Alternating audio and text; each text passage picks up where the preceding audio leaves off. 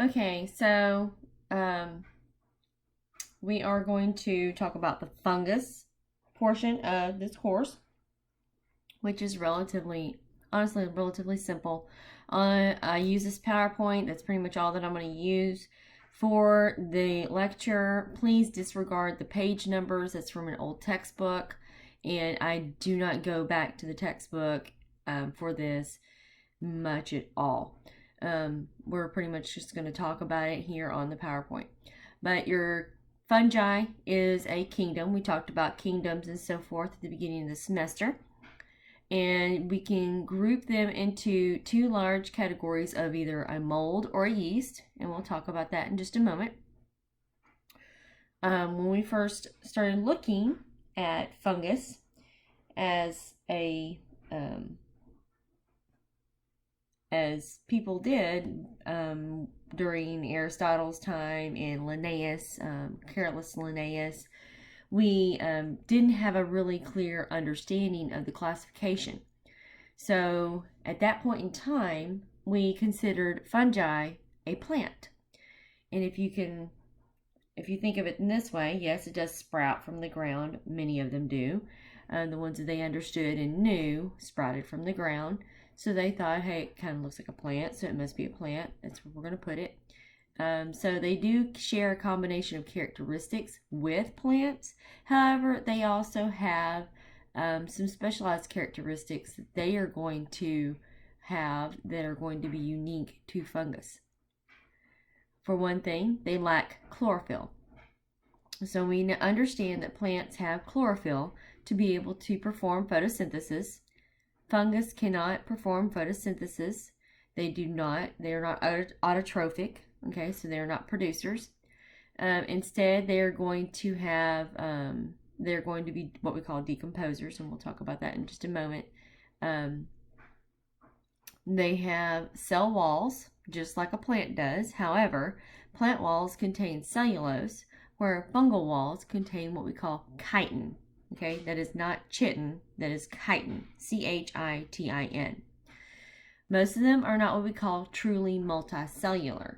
So here's an interesting thing.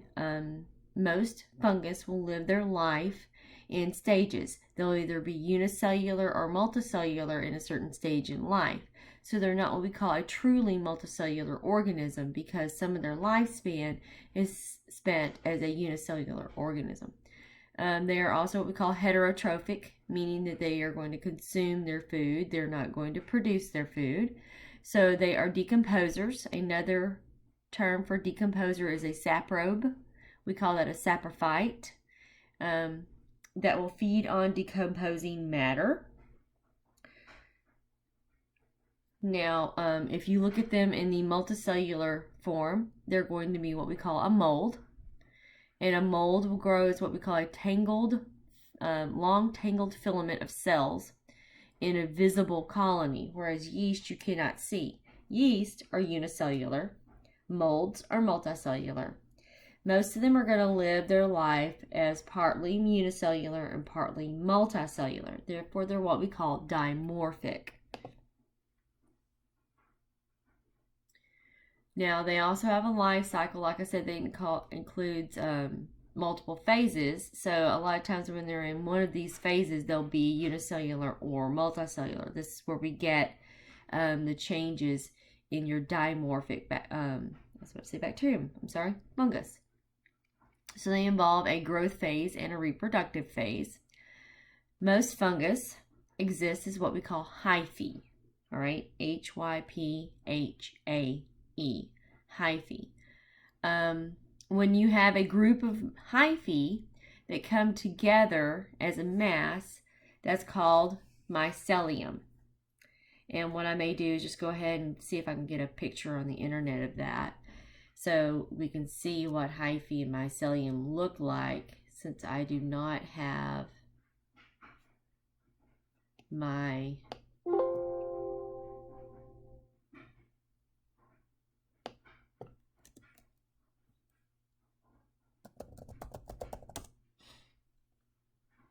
recorder on. See if I can get some images of hyphae. All right, so this is hyphae, and let's take a look at this because this is going to give us the two different types of hyphae, and we're going to talk about these in just a moment, so we might as well. Come on. There it goes. All right, that's the one I'm looking for. Come on. Okay. So we notice that there's one type of hyphae here and another type of hyphae here. Excuse me. So you'll notice some of them have little dividers between their nuclei. If they have these little dividers, this divider is called a septum. And this is going to give the term for this hyphae as septate hyphae because they have a septa. There it goes. So we have septate hyphae that has dividers or septum between them, between the nuclei. Now, I'm sorry, this name is not remotely the same, but you'll notice that this one does not have any dividers between its nuclei, the one at the bottom. And it is what we call cenocytic hyphae because it lacks the dividers or the septum that is separating the two. Now that is your hyphae. Now whenever we have these massed together, let me go ahead and find one of those. Those are called mycelium.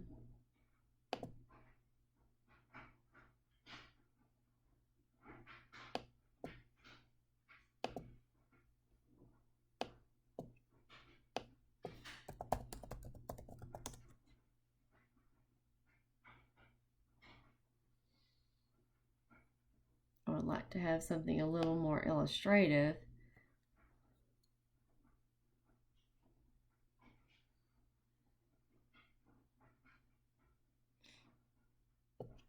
This gives us a good example.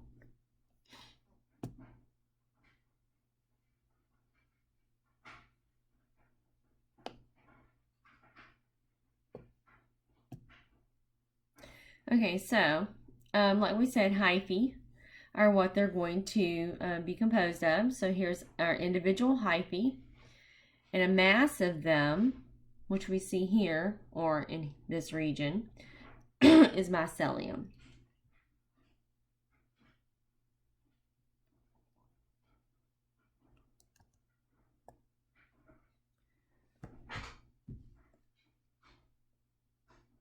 Okay, so we've already talked about septa and the difference between septate hyphae and cenocytic hyphae. Now, let's talk about the growth of fungus, which is very important. It's influenced by several different factors. Fungus take up nutrients through absorption. Most fungus are aerobic. They perform aerobic respiration. They have to have air. Or oxygen, I should say, specifically. Most fungi grow best at around room temperature, so they prefer to be about 80 degrees, give or take. There are some that will still grow in the refrigerator. We do know this because we put some foods in the refrigerator and we still get this wonderful little green mold that grows on top of it. So that is called a psychrophilic fungi because it likes colder temperatures.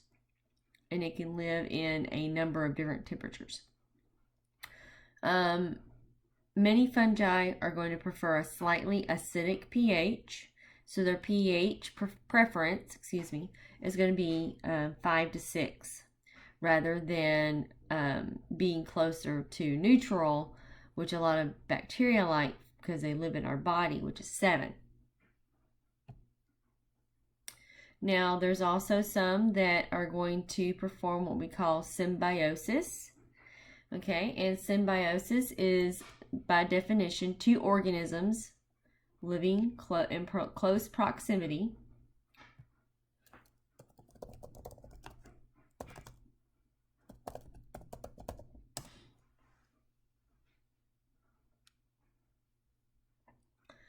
This one is just showing interaction between two different organisms living in close physical association. That's another specific one when they they have advantage to both. But symbiosis is basically two organisms living in close proximity. There's a number of different types of symbiosis, so we don't want to get that confused with literally what it means. There we go.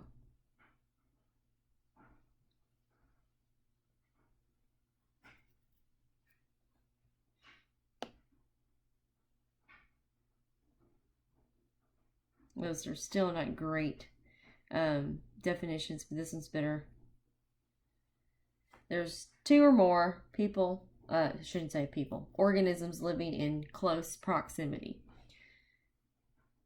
Now, the relationship that mycorrhizae has is what we call mutualism.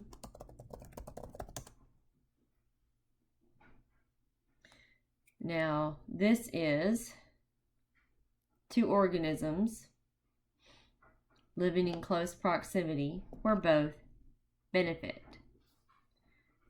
So a relationship of two species or organisms in which both benefit from the association.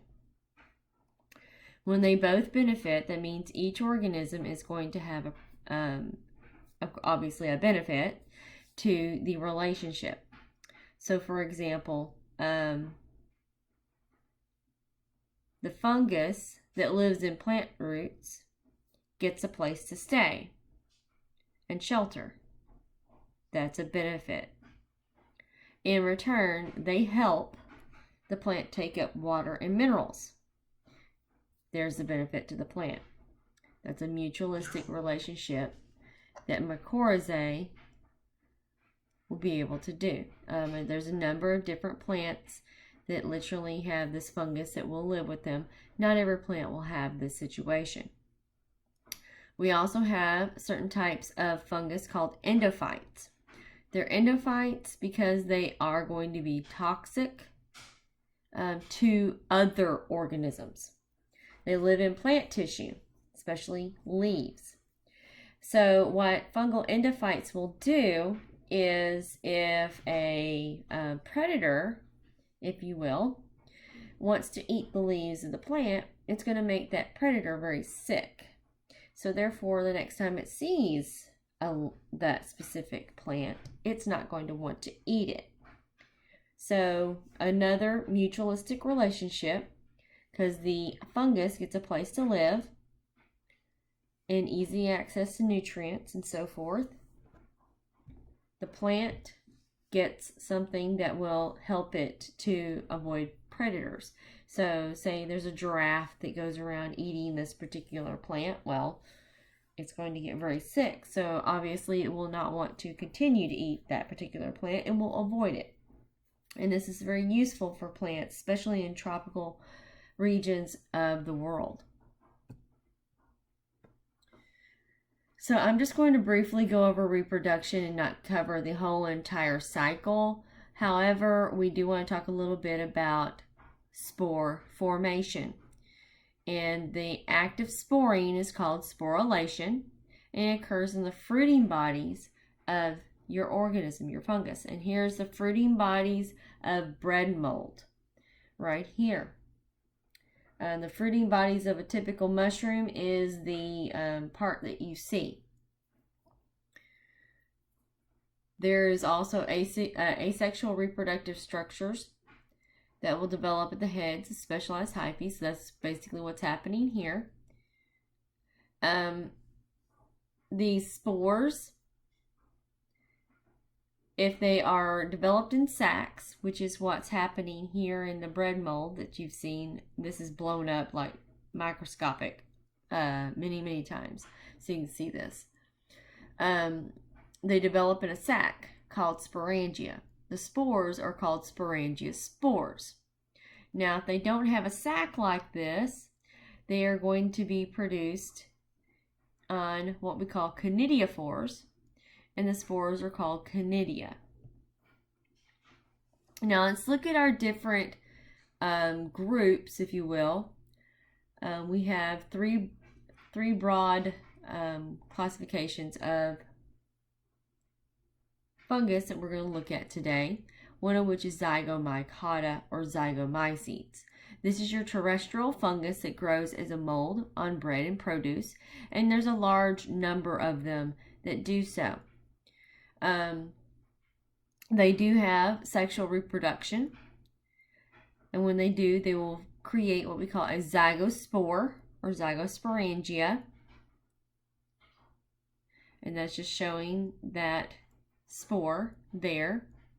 Okay, it's what we call heterokaryotic, because remember, karyon means nucleus, so it means it has a different nucleus, meaning that it was able to perform sexual reproduction, so it got two different organisms to create the nucleus rather than asexual reproduction, which is what happens a lot of times in a lot of fungus.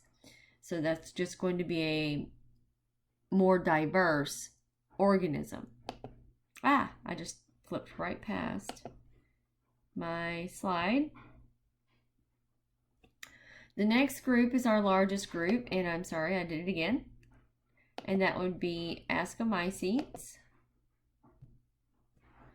Ascomycota or ascomycetes account for 75% of our known fungus. Most of our fungus are going to be classified as ascomycota. Some of the groups of ascomycota would be baker's yeast, the fungus that produce aflatoxin, very, very bad, nasty fungus. Morel mushrooms, if anyone's ever eaten morels. Also, the mold that produces penicillin, so penicillium. Candida, specifically Candida albicans, which is the cause of thrush, diaper rash, vaginitis, and a number of other infections. They can perform sexual reproduction and asexual reproduction. They're going to produce conidia through asexual production on conidiophores. They're going to produce ascospores through sexual reproduction. And they're going to have sacs called asci on fruiting bodies called ascocarps using sexual reproduction. And you'll notice here there's an ascocarp on an apple leaf that's getting ready to open up here that has all the ascospores within it. And this is showing asci here.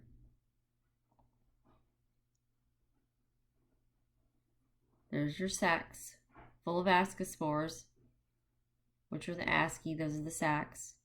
Asci are the sacs. Let me make sure I clarify that. All right, and this is another one of those mutualistic relationships that I put with ascomycetes because typically it's an ascomycete that is specifically the fungus that's going to be associated. So you have a photosynthetic organism. A lot of times that's algae that mixes with fungus. And when they do, they mix together. I shouldn't say mix together. They are going to live together. You see here. And they create kind of a covering almost on various different rocks, trees, pipe. They love to sit on pipe, fencing, anything that they can firmly attach to, they will. And basically it's a mutualistic relationship. The fungus will help provide with nutrients, and the photosynthetic, I shouldn't say nutrients, water and various other things that it needs. And the photosynthetic organism is going to produce food. Now our next group is Basidiomycota. This is known as your club fungus.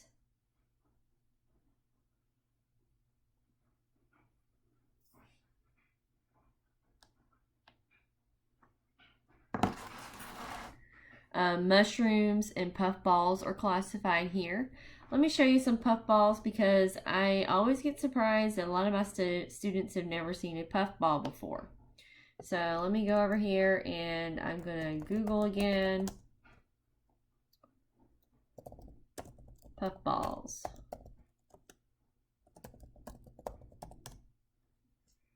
So there's a huge number of different types of puffballs. And you can kick them sometimes and they just they puff everywhere, and a lot of them, you'll see these look like footballs or something, and you kick it and all of a sudden you see dust go everywhere. Well, it's not dust, it's spores. And that's just showing all the different puffballs. There's one right here. I'll show you. I'm trying to remember the one that smells so bad. I can't remember it, but I think it's a classification of a puffball. Let's see how you kick it and man, it just go everywhere. Absolutely everywhere.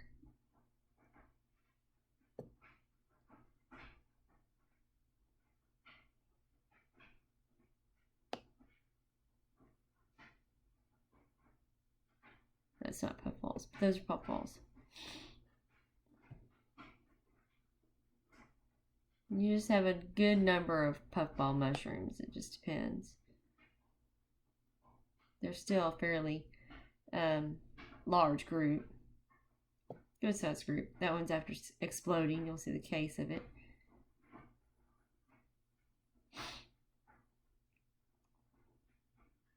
Okay. Some will form mycorrhizae, like it says. Others are plant pathogens. This is where a lot of our pathogens come from, is basidiomycetes. Basidia on the gills of a mushroom cap will contain sexually produced basidiospores. So these gills here that you see whenever you take a mushroom like this one and flip it upside down, those are the gills. And inside the gill slits, you'll have your spores.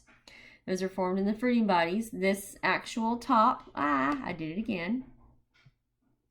This actual top here is known as a basidiocarp. Depending upon the specific type of mushroom, these can create hallucinogens. So these can be very dangerous. That's why we do not want to eat mushrooms that are out in the wild unless we know exactly well, we don't need to eat them anyway, period. Because they can create hallucinogens. That's why we only eat the ones from the grocery store. Water molds. Water molds are also classified as a fungus. They are cell walls composed of cellulose. So it's a little different. They are associated closely with algae. And they are also decomposers like other types of fungus. They can decompose dead animals, a lot of times found in wet areas. The worst water mold we know of is a crop pathogen known as Phytophthora infestans. This caused the Great Potato Famine of the 19th century, that potato farmers in Ireland and that area were having to transfer as indigent workers by the thousands to the United States in that era. And that's one of the great historical notations of our time, was in the 19th century, that great potato famine that almost wiped out thousands of people. It was horrible because this actually infected the potatoes, and the potato crop was nothing. There was no potato crop, and it had a huge effect on Ireland. So this is actually all that I was going to say about fungus. Like I say, this is a very short section because we do both viruses and fungus together. So that's about it.